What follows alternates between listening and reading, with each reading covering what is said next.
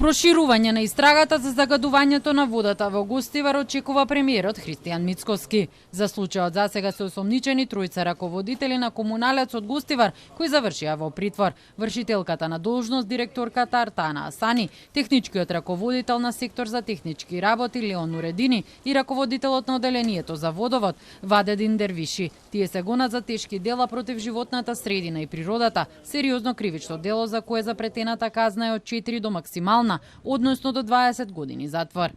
Имавме несовесно работење на вработени од јавното предпријатие Водовод, кој што директно со цевки и пумпи вода од река префрлиле во главниот резервоар. За тоа обвинителството постапуваше и постапува и веќе имаме лица кои што се обезбедени, сослушани и така натаму, и очекувам да имаме и проширување во истрагата, одговорноста е лоцирана и се превземаат мерки. За обвинувањето од опозицијата дека хиперхлорирањето не го прават стручни лица, Мицкоски одговори дека тоа го вршат експерти од јавното предпријатие Водовод Скопје. Секојдневно се земаат и разни примероци кои се испитуваат и според него гостиварци за прв пат во последните децении ќе користат вода за пиење која што ќе биде бактериолошки исправна. Јас замолувам за трпение затоа што сериозен пристап имаме и сериозно го вршиме овој процес и јас очекувам многу скоро од денеска да граѓаните добијат покрај вода која што ја користат за технички потреби и вода за готвење и за пиење.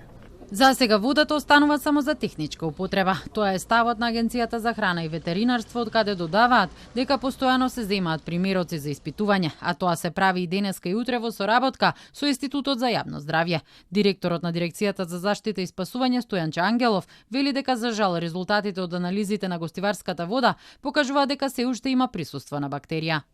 Ја нема онаа најлошата бактерија, ги нема фекалните бактерии, има друг тип на по-безопасна, би рекол, бактерија, но се уште водата не е употреблива за пиење и затоа апелирам до гостиварчани водата да ја користат само како техничка вода за сите домашни потреби, но не и за пиење. Од Министерството за здравство информираа дека состојбата со епидемијата е стабилна и вчера се регистрирани 61 прегледи. Иако е забележано дневно зголемување, според Министерството, вкупниот тренд останува значително понизок во споредба со пикот од 18 јули, кога беа евидентирани 649 прегледи. Од 14 до 13 јули се регистрирани вкупно 4543 први прегледи.